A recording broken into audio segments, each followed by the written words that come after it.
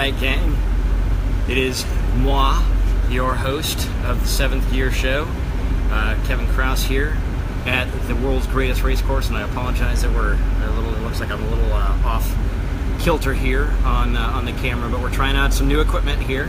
But we've got a really awesome show tonight. We are live from the Indianapolis Motor Speedway as part of the SVRA Vintage Invitational Grand Prix, as well as the Trans Am Pro Series race sanctioned by the SCCA Pro Racing Department and presented by Pirelli Tires.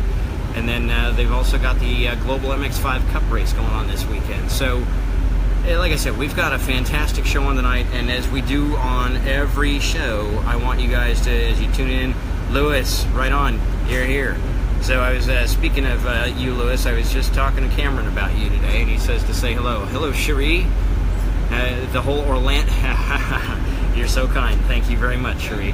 The whole Orlando contingent is here all the way around. But first of all, I wanted to thank the entire Class Auto Motorsports group and Ray Nouveau for allowing me to come in here and talk with their young driver here, and he's got quite the pedigree, and I'm going to turn it over to him here in just a second. But this is a two-car team. It's in the Trans Am 2 category.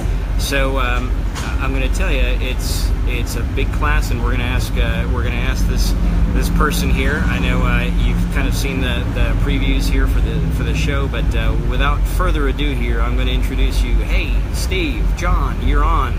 Nice to have you guys on tonight. So without further ado, I'm going to introduce to you the Class Auto Motorsports driver of the number 19 Chevy Camaro, again in the Trans Am Series sanctioned by SCCA Pro Racing. Lewis says hi, by the way, and presented by Pirelli. And I'd also like to thank our presenting sponsor, the 7th Gear Show tonight, and that's benonhuman.com for all your lifestyle and apparel needs, as well as benh.tv for your digital needs. Cherie Caban says, tell you that the entire Caban clan from Florida says hello. So here we are, gang. Here's Cameron Lawrence, everybody. So Cameron, thanks so much for being on the 7th Gear Show tonight, brother. We really appreciate it. How you doing, man? Good. Yeah, thanks for having me on. It's a great pleasure for us, and obviously you've got some great stuff sitting behind you, which we'll get to in a second. But you've had kind of a big travel day. You just got in this afternoon, didn't you? Yep. Yeah, I just flew in from Orlando, so it's been a busy day. A little delayed flight, but no big deal. No biggie. Good. Yeah. Well, I think as racers, we kind of learn to deal with just about any travel delay, there is, right? Absolutely. All right. So obviously behind us, we've got you and your teammate Ray's hot rods here. These Chevy Camaros. So if you don't mind, what do you say we do a little walk around here? Maybe you tell us a little bit about these cars, and then we'll talk a little bit more about you. Does that sound good? Yep, sounds good. Rock on. Let's do it.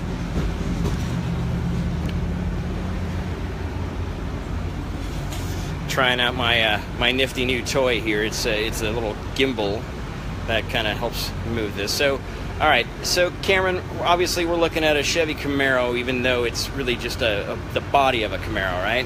Yeah, it's basically just a shell of a Camaro. So they're two-frame chassis, fiberglass body race cars. They're about 2,800 pounds, a little over 2,800 pounds. Not really much to them. I tell people the only thing Camaro on them is the engine and the gearing. So we do start with we do have an LS3 that comes out of the Camaro. Now they actually have gone to an LT1, which is directly fit for the we're still running the LS3. I gotcha. So we got that right here, right? So anything in particular you want to kind of tell us about, how these cars are built and how the engine sits in the chassis or anything like that? Yeah, there's not. I mean, it's a lot lower and more set back than your normal street car is. You guys notice that? Race cars, so there's a lot of room for us to work on it. The engine isn't actually turned up that much. We're limited to just under 500 horsepower. So is this considered basically a crate motor then? Essentially, you can go to, there's a couple different suppliers for the Trans Am series, like Gilmore and K-Tech. We do run K-Tech engines in our cars, but it's basically a spec package that you go as a competitor in TA2 and buy from the supplier. I got you. Jimmy Lehner joined us. Hey, Jimmy, thanks for coming onto the show tonight and paying attention to what we got going on here at the Speedway. So what else is unique about these Trans Am 2 category cars? They're a lot like a late model or like a NASCAR that you watch on TV, on Sunday nights. We do run some interesting stuff. Like we do have it 4-speed H pattern transmission, so very kind of old school. We're not slapping paddles or sequential or anything like that. So. Now, is that specific from the rules? I mean, do they mandate that it has to be that way from a cost standpoint or anything? Yes. So our class is cost controlled on certain things. Our shock's going to be $800. Brake caliper's going to be $500. There's cost savings rules on brake pads, and then although it's not necessarily a spec class like you see in the MX-5 Cup, we are allowed to use different components, but they are built to a certain spec that we're allowed to use. So there's no crazy spending or developing, or this guy's got bigger brakes because he's got more money. We're allowed to change things here and there, like we run Global brakes. You also see people running PFC or Stop Tech as well. Brake pads are open also, other than the cost. So although we all run the same rotors, there's different calipers out there, size calipers, 4-piston, 6-piston, different. I gotcha. So on and so on throughout the whole chassis and the car. So I gotcha. They're all a little different, even though we run to the same spec. Not one is the same as the other. Oh, right on. Cool. Oh, Kyle Shields joined in. Kyle, thanks for joining us, buddy. So, tell you what, Cameron, why don't we work our way around the engine bay over to your side of the car, the business part of this, your office, and then tell us a little bit about what we're looking at here now. So you can also see just from the side here our Willwood brakes. We do run Willwood. They are 6-piston calipers. So there's definitely plenty of stopping power with these cars, especially with that new Pirelli tire that we run this year. It does help us stop a lot better. We do a lot more clanking down on those. And then all the ducting, the cooling you can see in there. These cars do transfer a lot of heat. So you guys see that? that? Much convenience like in your street car with AC or a lot of heat shielding. Everything's pretty open. So looks a little NASCAR-like, doesn't it? It's very NASCAR-like. Or if you go to your late model on Saturday, Friday night. Right, Saturday those night, short track bull ring tracks, right? Right. That's basically the kind of racing that we do around here. So gotcha. It's really hot, so we have a lot of cooling. And then also, just like your short track or your NASCAR type cars, we run our team. We decided to run the aluminum full containment seats, so they're mounted on the back and the bottom. I mean, you cannot move these things. It's super safe. Foam padding all around, leg supports on the side, so they're very, very safe cars. You can see all the door bars that we have. We run we've got 4 door bars in them, so you don't really have to think about safety when you're in the car, which is a good thing. You don't want to be distracted by that. Well, right. I mean, as a driver myself, that's the last thing you want to have to be worried about is, if something happens, or is everything going to be okay? Right. So we're very lucky, and then there's tons of safety around here. Everything from even the driver's side window net, which is down right now, our fire extinguishers that we have to run. So safety is not really a big concern. So we really get to, that's why we get some of that close hard racing that we get. You got it. Outdoors. Harry just chimed in. He said we're looking forward to a great Trans Am TA2 race. I think that's a fair assessment there. I know Cameron can pedal these things like nobody's business. And Jimmy Lehner wants, really? I'm not even gonna ask him how fast in a quarter mile, but I am gonna ask him because Jimmy wants to know about what do you think your lap time around Road America would be in this car, maybe even top speed. I know at Road America our top speed is around 160 miles an hour. It is one of the longer straights we get to go to. Right. Definitely a fun track. And I missed out on the race there last year, so I can't recall exactly on lap times. But gotcha. It's pretty quick. We're not as fast as the GT3 cars, but for what we are, for what the cost is, and for the spec of our cars, they run some pretty quick lap times around here. Right on. All right, so let's talk a little bit more about your office here. I see we've got your dash, which is, there's a little bit of the old style gauges, but you're really now dealing with the digital era, right? Yeah, we do. We run the MXS dash by AIM, so it's a very good dash. It allows us a bunch of different pages we can run. It's full color, adjustable. You can run basically any parameter you want on there. The shift lights, warning lights.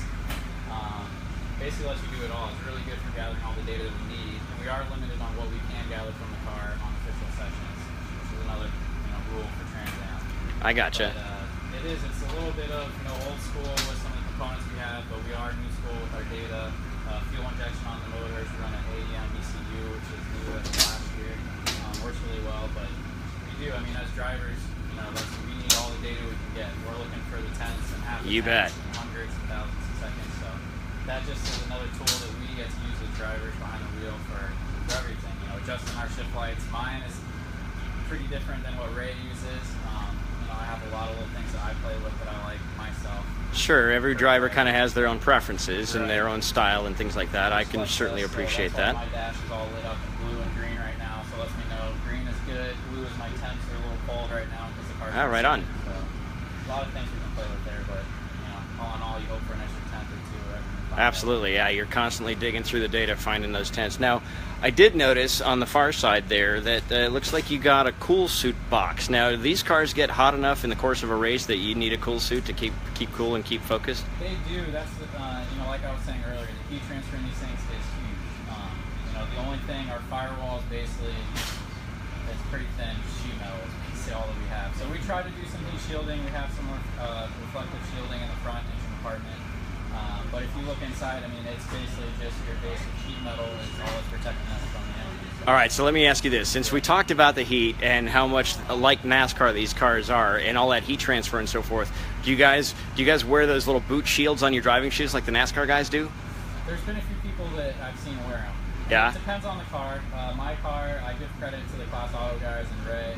They built a really good car, and it's one of the cooler cars that I've driven. So right on. We have the cool suit is for the hot summer days like we're about to get into. It's pretty warm here this weekend. I think the high's almost in the 90s for a couple of days. Sure, and add the humidity to it, and that just makes it even harder. When we go to Sebring or Homestead, you know, it gets really hot. VIR in the summer gets hot. Road American gets hot. So yeah, definitely.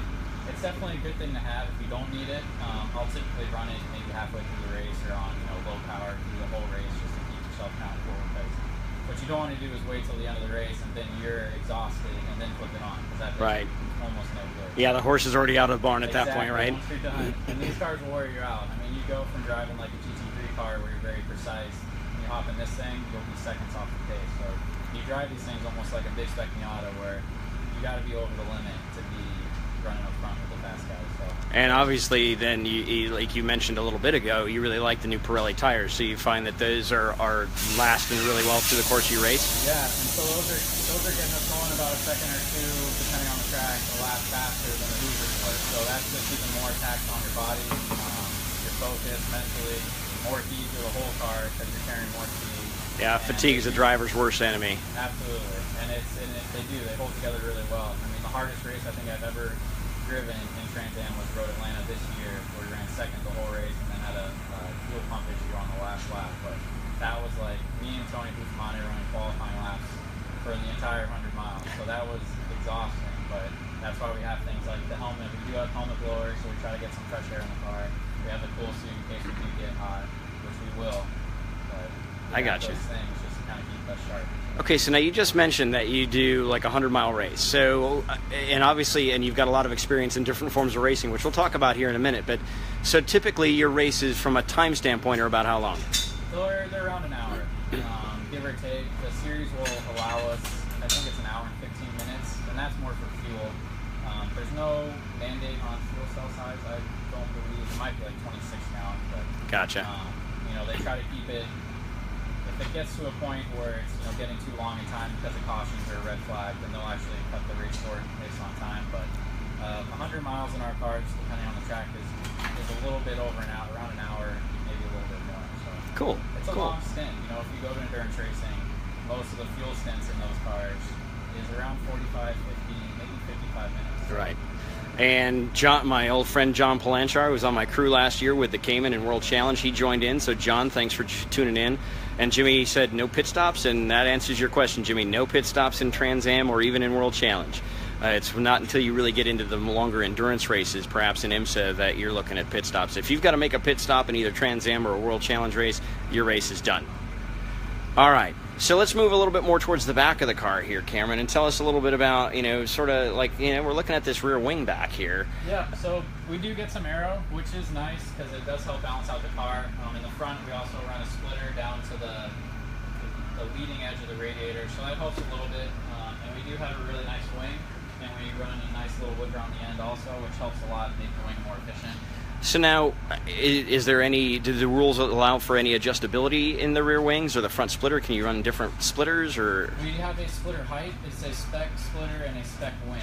And also they have spec on where we can mount the wing, and also the size on the splitter and where we mount that also. So it's again, it's very spec, but we are allowed adjustable on the angle and the wicker size. I was going to ask that next. Wicker sizes. So you'll see guys with big wickers, with small wickers, or no wicker at all. Especially when it gets like Daytona, you know, everybody takes that stuff off. They want to trim the cars out. Yeah, we'll go over 100, around 180 at Daytona with these cars. So wow, that's flying. They get moving, right? So we are allowed some adjustability with that. You can also see on our plate, on our mounts, we have adjustability forward and back. There are rules on how far back we can go, also with how high. And we have holes in the front of the wing mounts up here as well, just for more adjustability on the angle on the wing. So that is one of the tuning tools that, you know, we do use a lot because it is a quick adjustment. It's easy. You definitely feel that. You know, you try to run as much as you can for the grip and the braking because it helps you all the time, but then it also is drag. So you try to balance that out as best you can. Now, do you find a big correlation to aero and your braking capabilities? Like, and I know you've got experience in some like LMP type cars where the aero really has a major effect on the braking. Do you notice it as much in these cars? Not as much in these cars. We don't have we don't have a flat bottom under the car. They're all open underneath. So really, the only aero that we get is the front splitter is the biggest one. You know, it's with the wing we can dial in as much downforce in the rear as we want. So we can get way too much downforce in the rear. So what we really focus on is getting the most that we can out of the front and the front splitter, and then it's usually just a balancing out with the rear wing because you don't want a whole lot, and we're very limited by our aero on these cars. So it's not hugely dependent. It's more the front of the car that we rely on. Right, trying to get it to stick and then balance the car with the rear. All right, Jimmy just asked another question. Do you have any kind of brake controls, like brake bias adjustments or anything like that inside the car? Yes, we do. If you want to take a peek, actually, it's right in there. So we do have a brake bias. They are dual master cylinder brake setup. All right. They're 7th gear viewers. Yep. And you can see it's important because it's literally right next to my seat. So.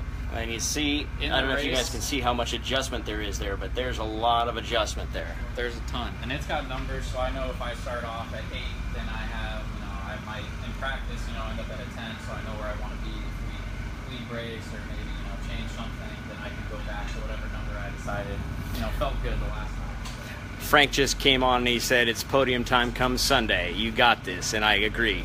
I think so, too. Class all guys deserve it. We've had some rough luck, but guys have worked their butts off. So. Well, let's talk more about that. Why don't we head back to the old stage here, so to speak.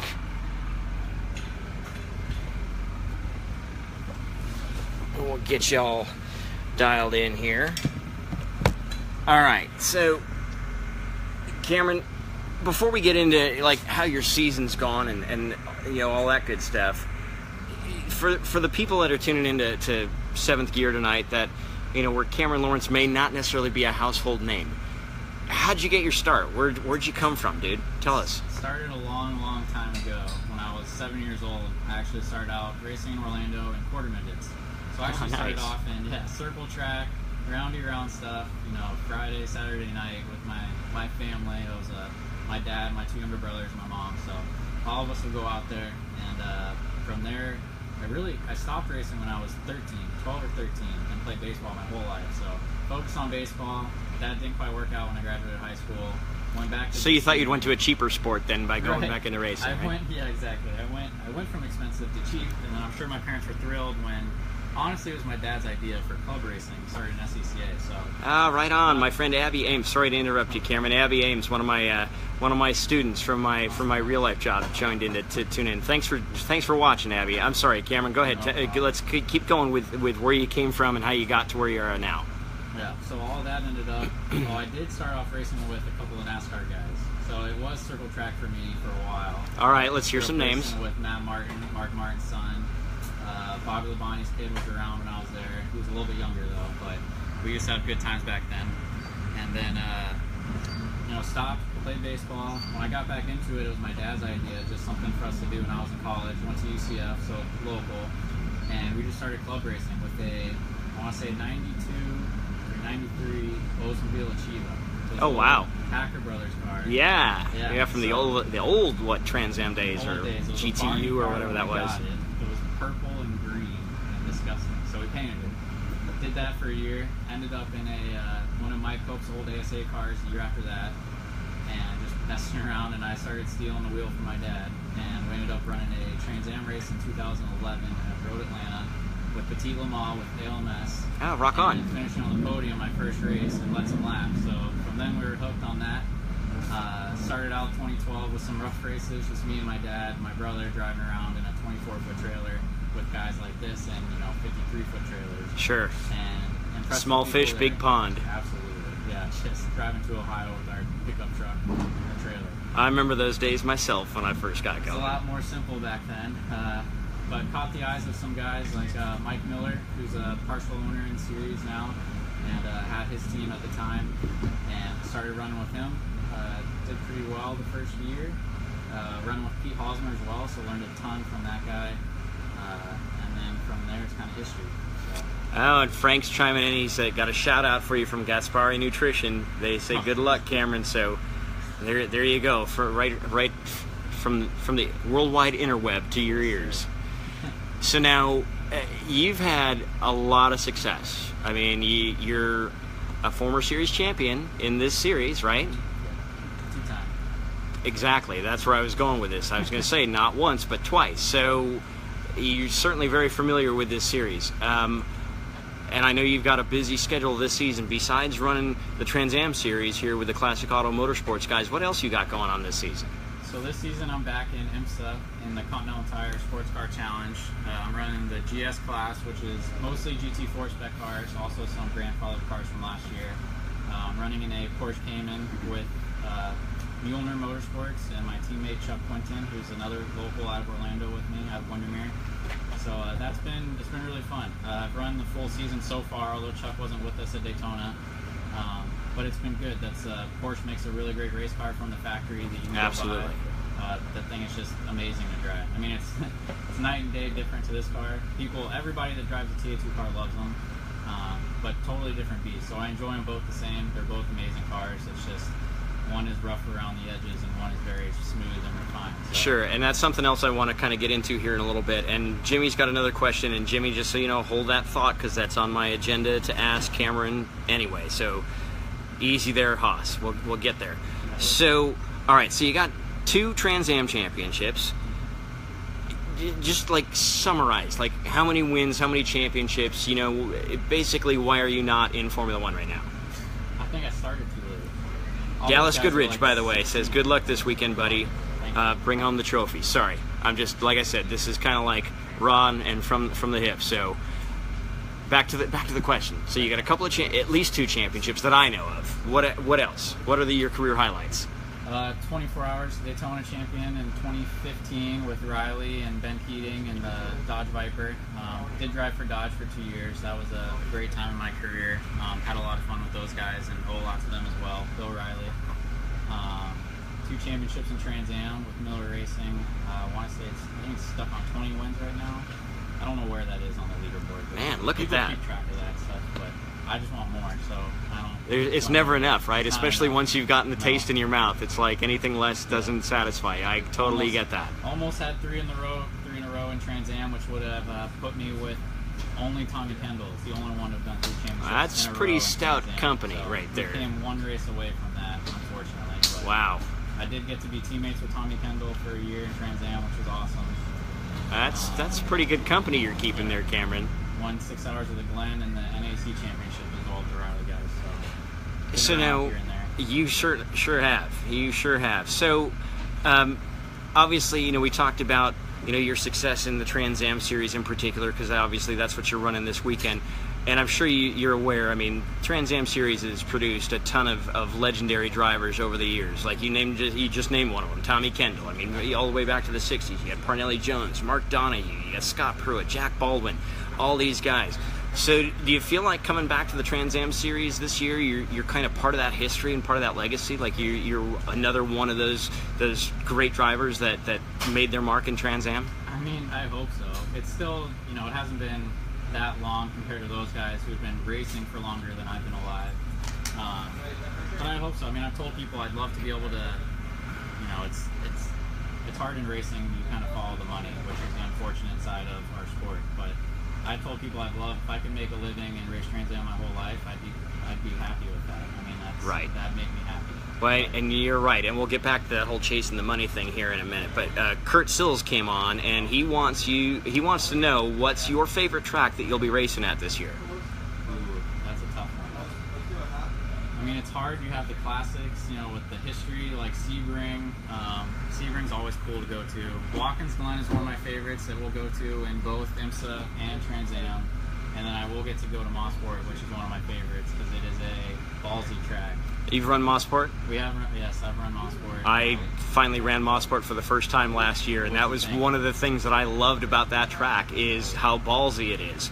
It's a driver's track. Absolutely it is, and that's, you know, I did actually on my on a show that we did about a month and a half ago or so, we did kind of like my top 5 favorite tracks. Mm-hmm.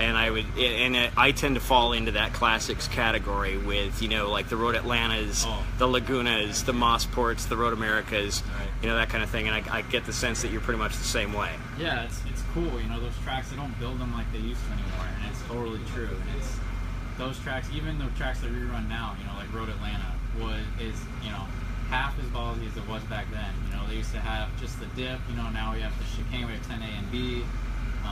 They were so much faster, so much more dangerous, which is good for us, but, you know, I almost feel like I missed out on some of that. Well, exactly, you know, and I think about that too. It's like, you know, like you said, I mean, Road Atlanta, it would have been great to run it in the old configuration. Yeah. You know, I still tell people stories about that and tell them to YouTube, you know, old videos of races there, whether it's Trans Am or, you know, the GTP days, stuff like that, and even Mosport now. I mean, until... All right, Sheree, hold that thought. I'm getting back to that here in a second. But, you know, even Mosport, you know, the Mosport last year was the first time I'd been there to actually run it since I was there coaching back in the old, back when the Pro Formula Mazda series was running the tube frame cars. And at the exit of 2 on the right-hand side where it's really, you know, that used to be grass. Now it's paved. And it's like, okay, really? I never got to run the grass. Exactly. You know, and it's like those are the kinds of things that, you know, kind of separate the men from the boys. Right. You know, same thing with the dip at Road Atlanta. Or even Julius says, "What's up, Cameron?" Julius Tanzo. Oh, hey, Kaylin's on. Thank you, Kaylin. Let me see if I can dial back to the... so Cherie wants to know, what racing series have you enjoyed the most of everything that you've run? It was definitely the time I get to spend in WeatherTech. Because for me, that's kind of my goal. When I came here and started racing and really found out, or, you know, trying to make it a career, my goal has been, you know, being born and raised Florida guy, born in the USA, has been the factory Corvettes. So getting to spend time in that WeatherTech Championship, I'm still, you know, working on rides here and there, but that's where I want to be, especially with the factory Corvette guys like that. Any of those factory teams, I mean, that is, as a driver, that's kind of your dream. Well, exactly, and that was going to be one of my questions for you is what's, you know, where do you see yourself going? What's the goal? And before we get too far out, Julius wants to know if you're going to be at Road America. I will be, yes. Yes, Julius, there's your answer. Straight and live, there you go. And Frank has said there's a shout out from Gordon Frazier. He says good luck, Cameron, as well. So, all right, so the goals, you know, I mean, long-term stuff. We talked about being a factory driver, maybe for the Chevy Corvette guys. Obviously, they've been stout and part of this, you know, a championship-winning program for many, many years. So, tell me long-term, what's the goal, man? Well, that's definitely my goal, is to be in a factory ride somewhere. It's kind of the most stable. You know, that's where some of the best of the best. I mean, that's where you look at all the guys. I mean, ex-Formula 1 drivers are there, the best U.S. drivers are there. You got like Joey Hand, Tommy Milner. I mean, Jordan Taylor is at Le Mans this weekend.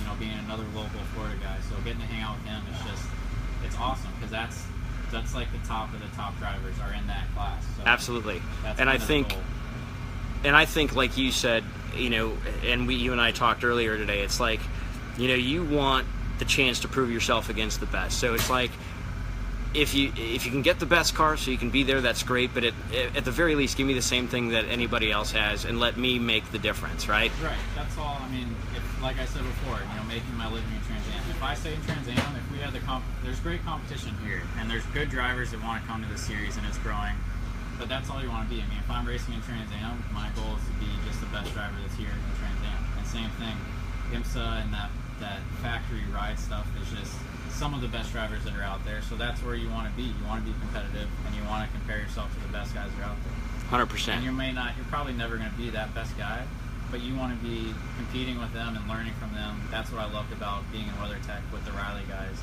with factory guys like Kuno Whitmer, Mark Goosens, Dominic Fombacher, Jerome Bleakmullen, who's an animal in a car. I wasn't as fast as them, but I was close, and I definitely improved in my 4 races I did. So for me as a driver, and looking towards that end goal, even if I'm not as quick as them off the bat, comparing myself to them and showing my flaws and learning from that is where I need to be. So I definitely value my time that I get to spend in that WeatherTech championship, because it is such a high level of competition. Right on. And Cherie says, keep chasing the dream, Cameron. Love WeatherTech, never give up, with a big, muscles. Yeah, the big muscle emoji. Exactly. So, and we talk about, all these great factory programs and the drivers, that many people that tune into the Seventh Gear Show, and a lot of the ones that you've worked with specifically.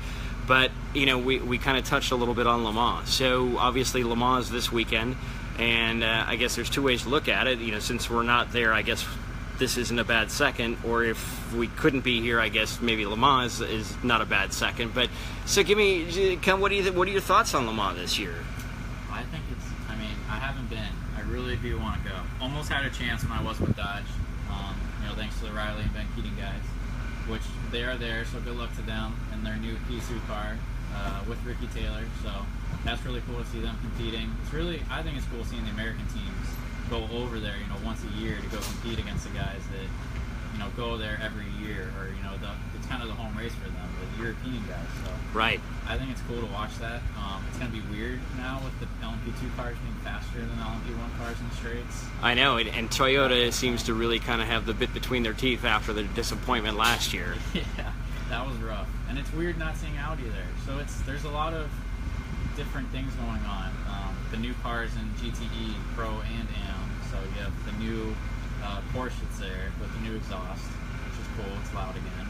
Yeah. More of a real race car again. Yeah, you can actually hear it when it goes by. So right. Yeah, it is. It has the normal, flat 6 screen to it. So there's a lot of stuff going on. A lot of new things this year with the new P2 cars. P3 cars just ran their support race, I think, today, or I'm not sure how that goes, but they're there also. So. And you also got a shout out from Pirelli, wishing you good luck as well. Hey, thanks, guys. Can't wait to burn those things to the ground on Sunday. That's right. Leave nothing behind. So yeah, I really think that the 24-hour this year, even though it's constantly changing, with the hybrid technology going on, and all that kind of stuff, really kind of changes things. And certainly Toyota seems to be pretty blindingly fast thus far. So it'll be interesting to see if they can make it beyond that last 24-hour and 59-minute mark there. Yeah, that was really tough. They did break the track record in qualifying, so they've got a good start going. Absolutely, they do. So, all right. So we've covered a lot of ground. We've already gone 30 minutes. Does it seem like? I mean, this is cake, right? So, and yes, Jimmy, he is the real deal. Cameron and I haven't known each other for that long, but I already knew of him. His reputation preceded him. So. And Mike Castro comes in and says that we need another American Porsche factory driver. So Yep. Patrick's done a great job. Sure has. Awesome guy. It's been fun. I've spoken to him a few times, about opportunities, because you're always speaking to anybody you can get in front of. But Patrick's a great guy, especially to have American with Porsche. He's a good example for us to learn from and try to go that route. So I'd be good with that route. Gotcha. Eric is asking a question, and this is a very good one as well. Okay, so where is the Class Auto Motorsports team based out of? So they are based out of Long Beach, California. One of the few West Coast teams in a predominantly East Coast series. So they do typically win the Long Haul Award. Great, hardworking guys. Obviously really dedicated to be from California and want to run a majority East Coast series. They have a couple body shops out of Long Beach and Irvine, so good group of guys. Fantastic. Yeah, it looks like you guys have really put together quite a program here for both you and Ray to run as teammates this year. I'm anxious to see you guys run the rest of this weekend. we talked a second ago, and you and I had a kind of an earlier conversation, and it kind of reminded me of it when you mentioned Patrick Long. I guess, Jimmy, let me ask the question. He said, great, can I send him a real friend request? Yeah. That's up to Cameron. So there you go. He just said yes, just don't be a stalker. But we talked about, guys like Patrick Long and talking to people and trying to find opportunities and that sort of thing. So when as you and I both know, looking for those rides, those opportunities, those sponsorships is kind of a never-ending process. So, what do you do, in that regard? If you're not at the racetrack, you're working on the racing. So what is a day for you when you're not, testing or racing one of the other cars that you run in like for you? What do you do? You try to involve keeping in shape as much as possible. So I've been spending time at the gym, working with the trainer, especially for the endurance racing. I think the biggest thing for this is the heat, dealing with that. Yeah. But on the racing side, driving is the easy part, and that's what I tell people. And I don't know if it's as well known, but when people ask about racing must be easy, it is. The racing is the easy part. The hard part is when you're trying to market yourself and contact all of these people, and a lot of it's either cold calls or cold emails because you don't know everybody. You get there, but right now I'm 24 years old and have been in the sport for 6 years now, so I don't know everyone, especially some of the guys higher up. So it's constantly just trying to find contact info, going to the track. I spend a lot of time at the track not driving, which is painful as it is. Oh, I know. Just to go talk to people and right. see guys like my old buddy, keep up with everybody at Riley. Keep those friendships because you never know when an opportunity might pop up. Like the chance I got last year at Petit with Turner Motorsports was a complete out of the blue thing. We've been buddies for a couple years now, close with those guys, awesome group. But came about at Dakota weekend with IMSA 2 weeks before, I think, that race. So those are the things that you keep those channels open any way that you can. Right, and if you're anything like me, it's like, you're constantly, even if, you cold call somebody and they're not interested, well, maybe they've got somebody that they know that they can refer you to, or, like the Turner guys, and word starts to get out, and Marge Lift joined. Marge, nice to have you on the show tonight, and I get it, because, again, you and I had this conversation before. It's like, you're constantly looking for the opportunities. Sometimes it's maybe not necessarily the most advantageous, ride to be offered, but, sometimes it's better to be out there and be seen than to not be out there. So you're constantly, and I know darn well, like being in the World Challenge Series, it's hard to go to a racetrack when there's a race going on and not being in it. That sucks the worst. So you're working out with a trainer. Kudos to you. So do I. Trying to keep ready, and like you said, keep in shape. The heat's the biggest thing there. The minute the fatigue sets in, and then it's just it's game over at that point. You're working the phones, you're working the emails, you're doing all kinds of research. Anything special that you're doing to try to really set yourself apart, other than your obvious skill behind the wheel? No, it's tough. I really think the friendship side of things is a big deal to me with those people. There's people in racing that have been around and have great resumes, but especially being early in my career, I can't afford to be, have enemies now, at 24 years old. So I really enjoy going to the race, as hard as it is to be there and watch.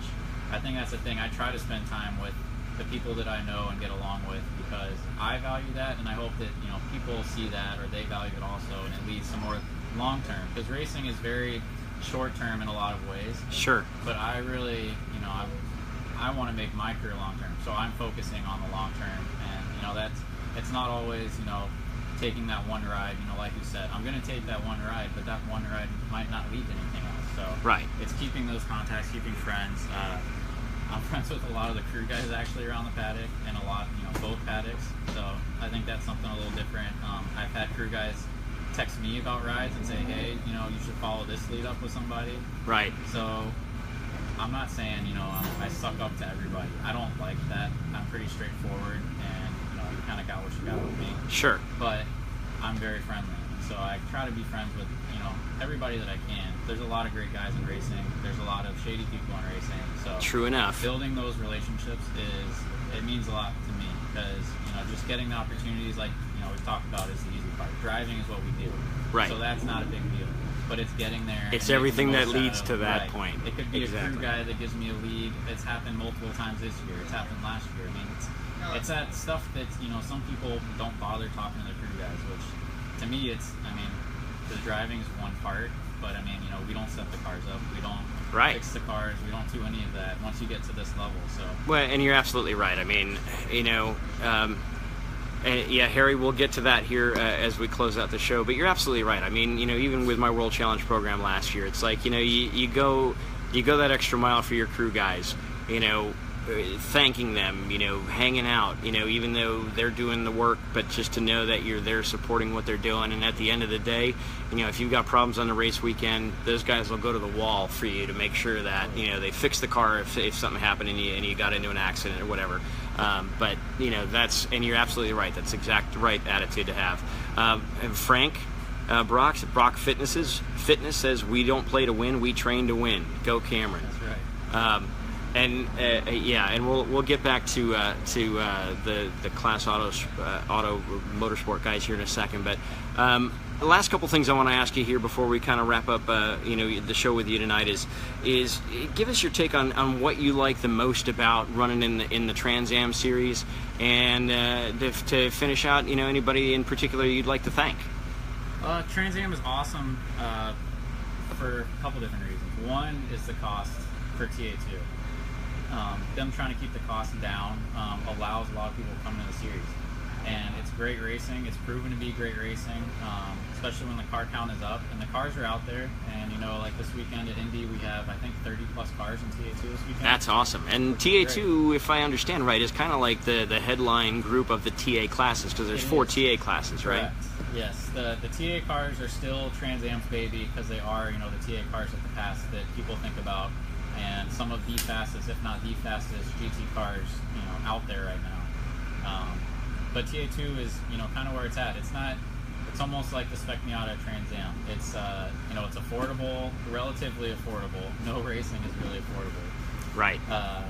And the competition is there, with the cars being very close typically, spec-wise and speed-wise. It makes for great racing. There's not much that separates the guys from first through third between the guys that are 5th to 10th. We can all be the top 8, top 10 can be within a second. So it's good, hard racing, and it's close racing, and a lot of series are 1 or 2 drivers to make it more affordable, sharing costs. Trans Am is doing their best to control costs to keep it 1 driver, and so it puts it all on one person's shoulders, which I like in a way. I love endurance racing, but it is nice sometimes to have it all on you, and be able to maybe carry the car a little bit one weekend. Right. Or, yep. Sometimes it's nice to kind of steal the show with the work that you put in, so it's not all bad. And man, if I had to thank everybody to get me where I was today, it'd take another 30 minutes. But for this year, I've got to thank Ray Naveau for sure, all the Class Auto guys for getting us here. Bernard Muehlner, Chuck Quinton over on the IMSA side. We're having a fun season already this year, and I can't wait to go. We go to Watkins Glen next, so that's another one of my favorite tracks. And I haven't been there since the repave, which again kind of takes away from it. Right. But it's amazing nonetheless. So looking forward to that whole thing. Obviously, I have to thank my parents, and would not be here without them. And Mike Miller for getting me started in Trans Am really. So there's a ton of people behind the scenes, and they all know who they are, and I thank them a million times, and I for sure wouldn't be here if it wasn't for them. So yeah, I think that's a lot of all we got. Right on. Well, Cameron, it's been awesome talking to you on the 7th Gear Show tonight. You've certainly got the right attitude. I've been around this perhaps a little bit longer than you have, but I can tell you, for 7th Gear folks that are watching the show tonight, this dude is the real deal, and look for him to run to the front here over the weekend here in Indianapolis, and we wish you the best of luck through the course of the rest of the season, Cameron. And who knows, since we both want to be in racing for a long time, maybe we'll have the opportunity to drive together at some point. So, Cameron, thanks again, brother. Awesome. Well done, Thanks very man. much. And good luck this weekend again. Want to give a special shout out to Ray Naveau, the team owner here at Classic Auto Motorsports, for accommodating the 7th Gear show tonight, and to Cameron Lawrence for carving out some time. I know he's been looking to get a little bit of rest after traveling, but I think he's good. I can already tell you he's going to be just fine for the weekend, and I'll have some updates throughout the course of the weekend, kind of letting you know where he's at, and we'll share that across the social media platforms. And just real quick before we wrap up here on the show tonight, I'm going to turn it back on me for a minute here, just to give a quick shout out here for those of you. I'm going to hold my hand here so you can see my face a little bit better, since the light's not really working to my favor here. But a lot of you that are following me either on my athlete page or on my personal page on Facebook know that my father's been kind of dealing with some health issues lately, and has kind of slipped a little bit and is kind of taken a turn for the worse. We actually moved him into hospice care at the beginning of this week. So it seems that he's kind of gotten the white flag here. So we're not sure, if the next show that we do here in 2 weeks is going to have a little different tone. But I can tell you, this is as good a place as any to give my dad a shout out. And hang in there, Dad. We love you. We miss you. We're wishing the best for you.